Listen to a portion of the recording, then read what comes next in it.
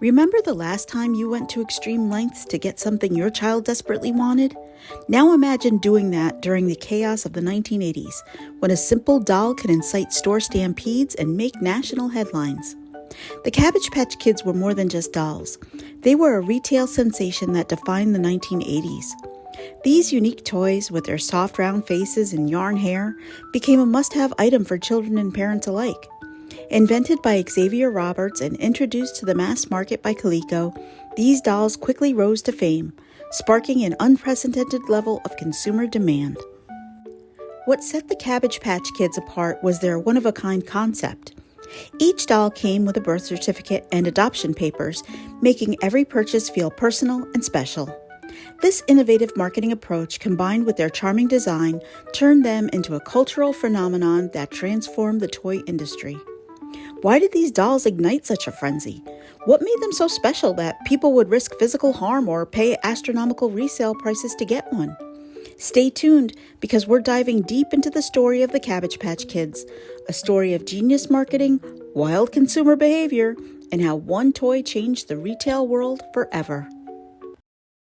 Good parents make Cabbage Patch Kids. The Cabbage Patch Kids. Each doll is different, and you can pretend to adopt them. My baby has a real diaper. You can love and care for them, like your very own. You're a pal. You're the only one. I love you. They're each one of a kind. They're Cabbage Patch Kids. You can give them all your love. Cabbage Patch Kids are each sold separately. Each doll comes with a pretend birth certificate and adoption papers from Coleco. Every cultural phenomenon begins with a spark of creativity, and for the Cabbage Patch Kids, that spark came from Xavier Roberts, a young artist from Georgia. Inspired by his love for Appalachian folk art, Roberts envisioned soft sculptured dolls unlike anything else on the market. In 1978, he began crafting his, quote, little people dolls by hand, each one a labor of love. These weren't just toys, they were works of art, each with its own personality, name, and adoption certificate. Roberts sold the dolls at craft fairs and exhibitions, where they quickly gained a loyal following. But handmade dolls could only reach so many people, and Roberts dreamed bigger. Enter Coleco, a toy company eager to turn his artisan creations into a global phenomenon. By 1982, they had licensed the design, rebranded the dolls as Cabbage Patch Kids, and prepared for mass production. What happened next would take everyone by surprise. When Coleco took over the production of Cabbage Patch Kids in 1982, it marked the beginning of a revolutionary shift. Xavier Roberts' original vision, handcrafted one-of-a-kind dolls with a homespun charm, was now being scaled to meet the demands of a global market. Coleco faced the unique challenge of retaining the individuality that made these dolls special while mass-producing them in factories. To solve this, the company leaned into what made the Cabbage Patch Kids unique, their individuality. Each doll was still given a unique name and came with its own adoption certificate, creating a personal connection for every child who received one. This sense of exclusivity made the dolls feel special, even as millions were produced.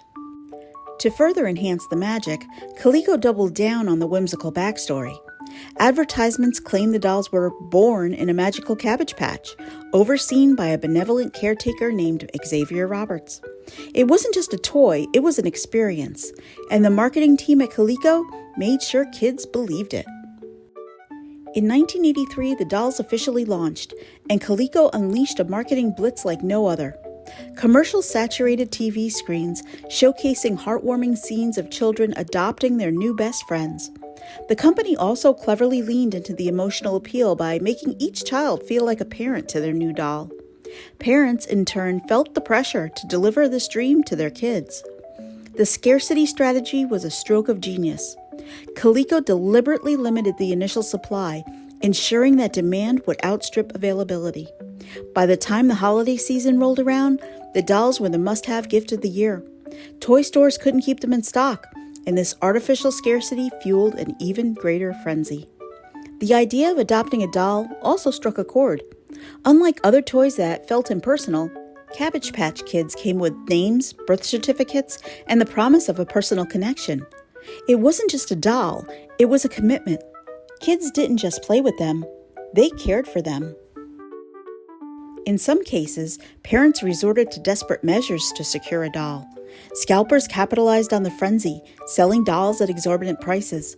Some families paid hundreds of dollars, several times the retail price, to make their children's Christmas wishes come true. My grandmother got one for me and my sister that year. Even though I was a bit too old for one, no way was my Nana going to have me miss out. With the news that these dolls were impossible to get, we can only deduce that hers must have fell off the back of a truck, if you catch my drift. The chaos surrounding the Cabbage Patch Kids became the stuff of legend. One of the most infamous incidents occurred on Black Friday, 1983, when a department store in Pennsylvania saw a full-on brawl break out among shoppers vying for the dolls. Store employees were forced to use baseball bats to break up the fights and restore order. In Louisville, Kentucky, a woman reportedly offered her newborn baby in exchange for a doll. What? Though thankfully the offer wasn't taken seriously. Stories like these cemented the Cabbage Patch Kids as more than just a toy. They became a symbol of consumer obsession. Despite the madness, parents kept coming back, determined to fulfill their children's dreams. For many, the Cabbage Patch Kids represented more than just a gift. They were proof of love and dedication. What made these dolls worth the chaos? Part of the answer lies in their uniqueness. Each Cabbage Patch Kid had a distinct face, hairstyle, and outfit.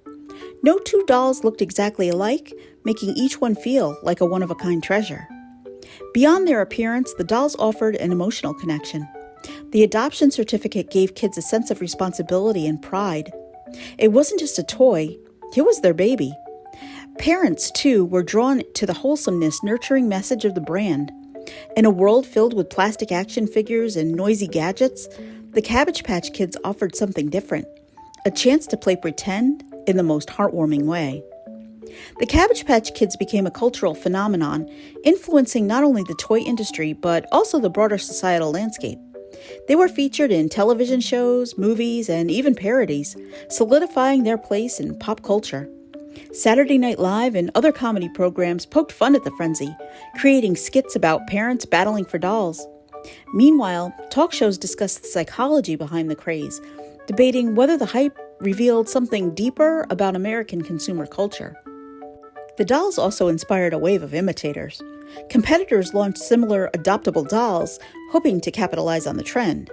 While none achieved the same success, the concept of toys with personal backstories became a staple of the industry. On a more positive note, Cabbage Patch Kids help foster creativity and imagination in children. The adoption theme encouraged nurturing behavior, while the diversity of the dolls allowed kids to see representations of different skin tones and styles. This inclusivity was ahead of its time, promoting messages of acceptance and individuality. While the craze brought joy to millions of children, it also sparked criticism and controversy. Many parents and social commentators questioned the morality of the hysteria. Was it healthy to encourage such obsessive consumerism, especially during the holiday season? The chaotic scenes of parents fighting in stores also raised concerns about the lengths people would go to for material goods. Some saw it as a reflection of societal greed and misplaced priorities. Critics argued that the marketing strategies, while brilliant, manipulated parents and children alike, creating unnecessary stress and pressure. Additionally, the quality of the mass-produced dolls occasionally came under fire. Some buyers reported defects such as loose stitching or mismatched parts, leading to frustration for those who had paid high prices on the secondary market. By the mid-1980s, the Cabbage Patch Kids craze had begun to wane. While the dolls remained popular, the initial frenzy proved unsustainable. Several factors contributed to the decline, including market saturation, new trends, copycat competition, and economic factors. By the late 1980s, shifting economic conditions and changing consumer habits affected toy sales overall. Despite these challenges, the brand continued to innovate. Spin-offs, such as the Koosis, animal companions for the dolls, and special edition dolls, kept the franchise alive. However, it was clear that the era of stampedes and sky-high demand was over. Even though the hysteria subsided, the legacy of the Cabbage Patch Kids endured. The dolls remained a beloved part of childhood memories for millions. For those who grew up in the 80s, they symbolized an era of innocence, imagination, and perhaps a little chaos. Today, Cabbage Patch Kids are still being produced, albeit on a smaller scale. The brand has evolved to include modern features such as interactive dolls and themed collections, while staying true to its roots of individuality and adoption. Collectors cherish vintage dolls, and the originals have become sought-after items on auction sites. The Cabbage Patch Kids also paved the way for future toy phenomena, such as Beanie Babies, Tickle Me Elmo, and the Furby. They demonstrated the power of emotional marketing and the importance of creating a personal connection between the product and the consumer. The Cabbage Patch Kids craze of the 1980s was more than just a toy trend. It was a cultural event that revealed the power of marketing, the intensity of consumer demand, and the deep emotional connections people can form with even the simplest objects. Whether remembered for the joy they brought or the chaos they caused, the Cabbage Patch Kids remain an unforgettable part of toy history. Did you have a Cabbage Patch Kid growing up? Let me know in the comments below. I'd love to hear all about it. Thanks for watching. Please remember to subscribe and give this video a like. Thanks so much. TTFN. Ta-ta for now.